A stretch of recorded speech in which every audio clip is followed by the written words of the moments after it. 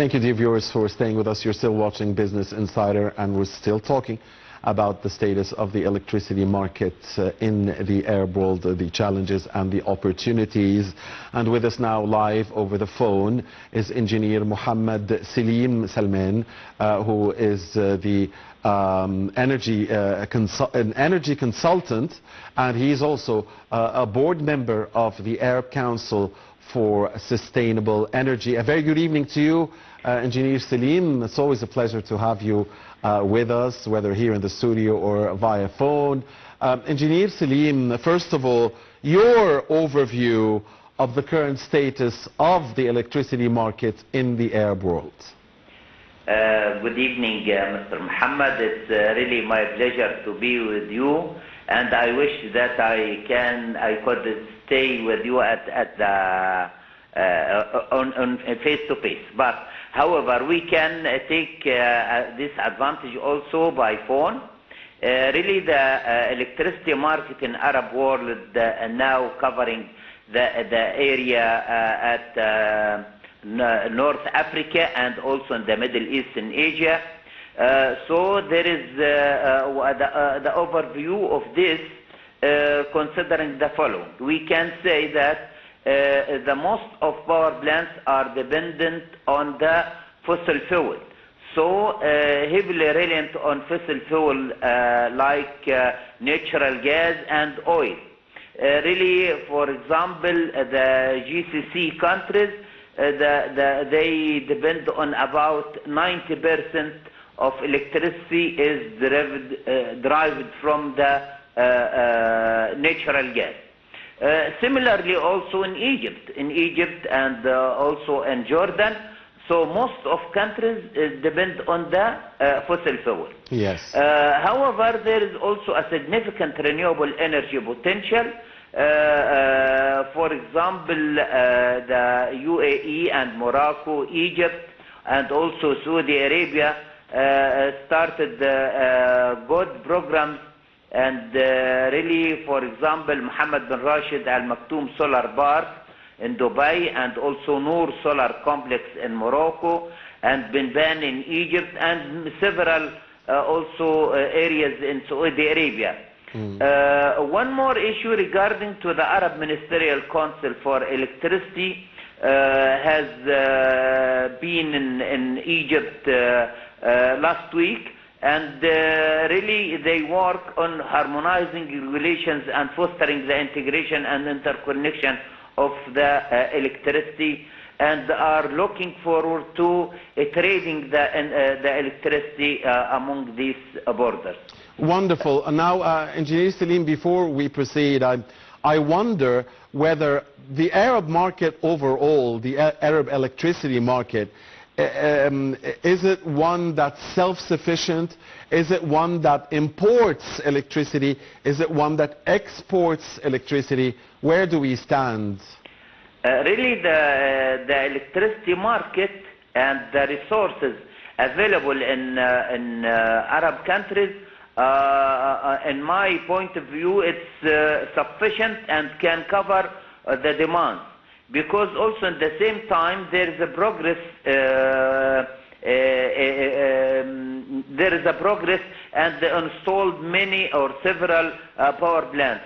For example, regarding to in Egypt, there are a huge market in solar energy and wind, and similarly in also Saudi Arabia. So all these resources can also cover the demand. Even the demand progress or growth rate is around 6 to 7%.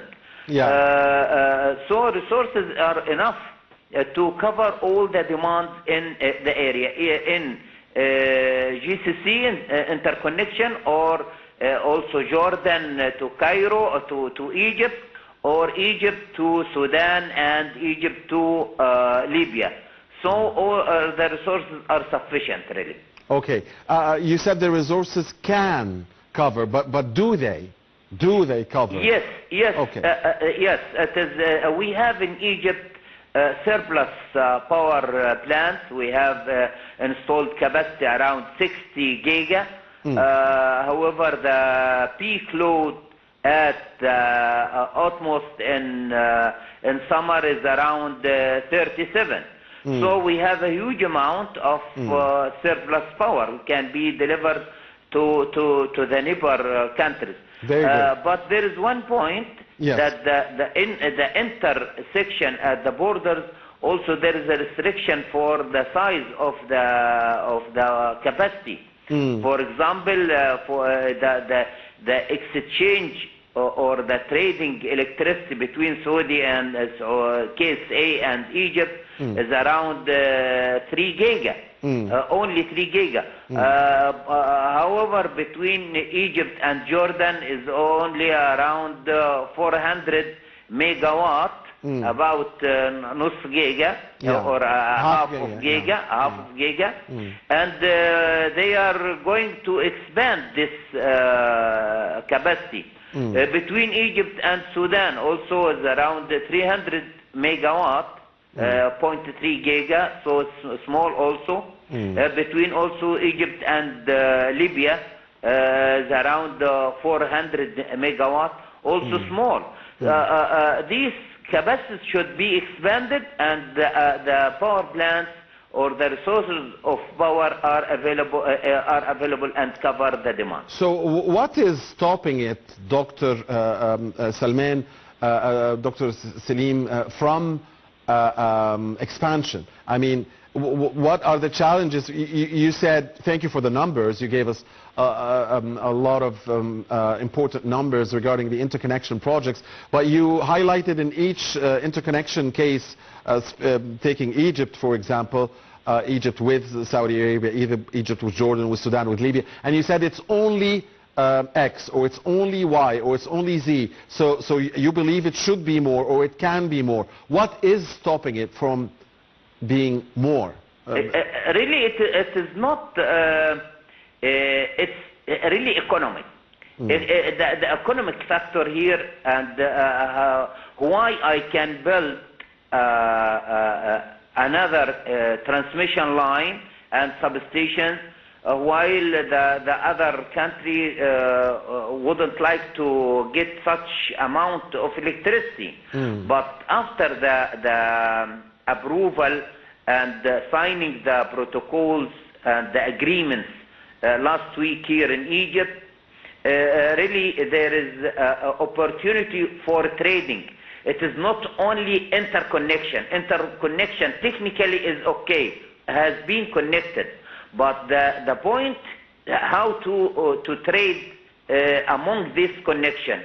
Trading means selling and buying, and also maybe private sectors can also sell and buy of electricity. If there is a demand in Libya, for example, they can buy a factory in Libya, for example.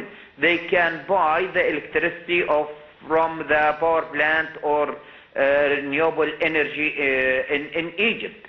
So this trading this is the point. If there is infrastructure, then the exchange of electricity and the trading the electricity will be benefit for the stakeholders and the investors. All right, Engineer Selim, how does integrating the electricity market affect the plans for conversion to renewable energy? And many Arab countries have, including Egypt, have plans to convert gradually to renewable energy. So how is integration helping or maybe derailing the process of conversion to renewable energy? Really, this is a most important factor, how to use this interconnection to deploy more percentage or more penetration of renewable energy in the grid. One point here I'd like to address regarding to the renewable energy is intermittent power. It is not continuous, it is not dispatchable. That means it depends upon the availability of the sun, for example, regarding to the solar energy, or the wind speed regarding to the wind farms. And this is cannot control, it's uncontrollable, and may be forecasted, but not controllable. So this intermittent will affect the conventional power plant.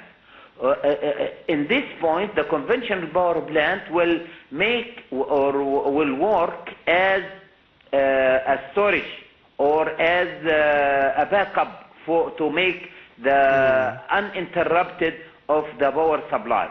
In large grid, for example, the grid of Egypt once connected with the grid of Saudi Arabia, so each grid will play as a storage for the other grid. This will give more opportunity and flexibility to install more renewable energy. And also now, as the storage system, battery, especially the batteries prices decreases, so it is a good opportunity to also implement or use the storage system as a batteries with the renewable energy, for example, the PV system. So now the prices also regarding to both the PV plus the storage is also competitive price regarding to the conventional power plants. I was just going to ask you about the prices. So how, Engineer Selim, will the interconnection projects, the plans for integration and the conversion to renewable energy, how will this process at large affect user prices in Egypt and in the Arab world in general? Really, also the tariff reforms will be should be considered regarding to the end user price of electricity. Now the electricity of generated from PV system on grid system. That means once we said on grid that it is available at the daytime, but not at the night time. This is very cheap regarding to the tariff of normal electricity in Egypt. For example, I can give figures, and I also can assist companies to support and to deliver such electricity. The kilowatt hour generated from the on-grid PV system is around 55 piasters for kilowatt hour. In the daytime? In the daytime, okay? Once it is also needed to store with batteries, it will increase up to 1.4 Egyptian pounds. Even with the storage system, it is still less than the tariff of the, for example, the night time. Yes, the last slide, which is around 230 piasters, Egyptian piasters. So that's the tariff for the night time? It is the normal night and day. Regarding to the tariff of Egypt, okay, this is that's the distribution companies account that price. That's the break-even point. No, excuse me. I want to tell you. Yeah. This is the slides that the distribution companies cost the customers. You know that there is a slide number 1 until slide number 7. Right. Okay, so what we are speaking about, it is about the slides 6 and 7. But the lower of 6, for example, 1 and 2, 3, 4, these are small values. Yes, subsidized. That's understood. It's understood. But I'm talking about the cost. You're telling us that this is the actual cost? No, the actual cost will be higher. Even Egypt or Petroleum Ministry mentioned that he will import the LNG until 2030, and the LNG cost is too much. If it is considered, then the kilowatt hour may raise up to 5 Egyptian pounds. So this is the competition of the renewable energy. Once it is really the day or the time to implement as much as possible of renewable energy PV system.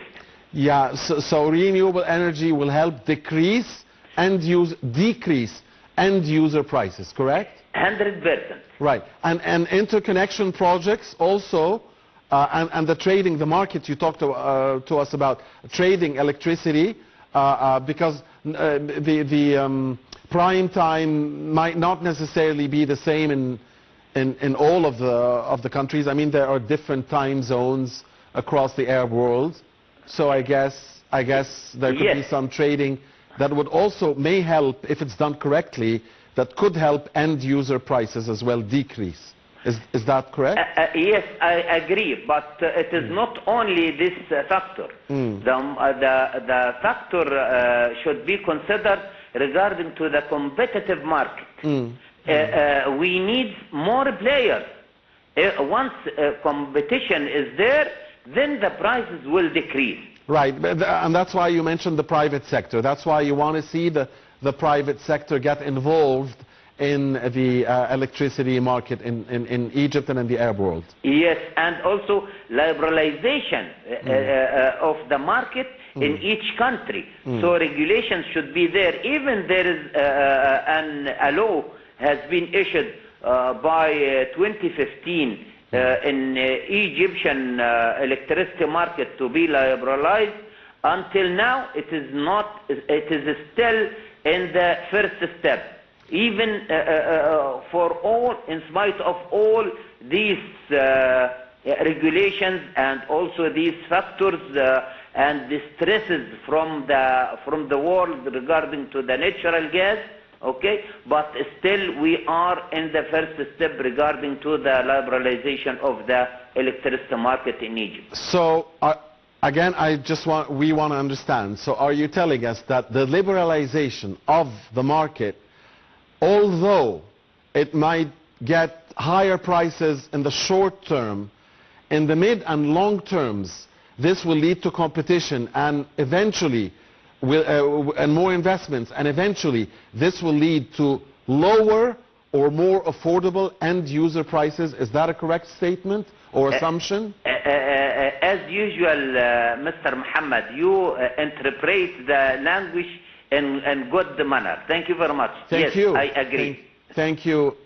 Thank you, Engineer Selim. Okay. I'm glad that I understood the theory. So I just put the statement, and you're the expert, and the expert said yes. Yes, yes, you are correct. Yes. Okay. Finally, Engineer Selim, what are the challenges really facing more integration, more conversion to renewable energy, and what are the steps that you, as an expert, want to see governments and stakeholders take in order to achieve full integration and conversion in the long term to renewable energy and more interconnection projects in the Arab world?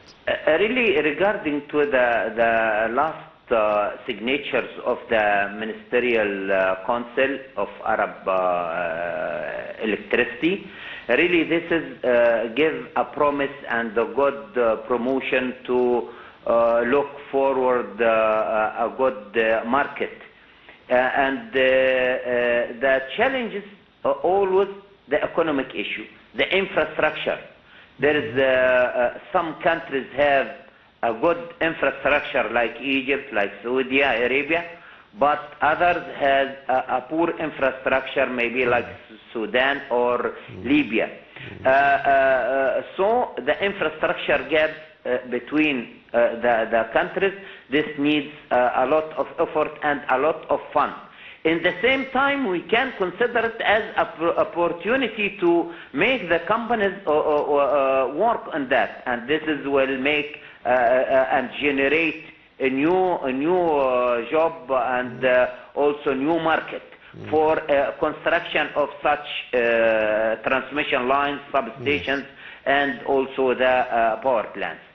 It is also regarding to the challenge that we face. Maybe until now, limited use for commercial electricity trade.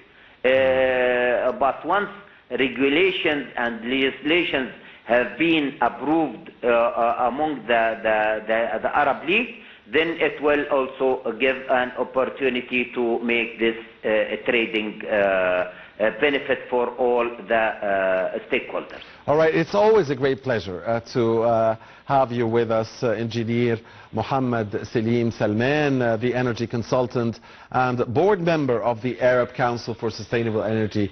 Thank you very much for your time and your useful insights. Thank you very much, sir. And thank you, dear viewers, for watching Business Insider. I'm Mohamed Abdelrahim. This is goodbye.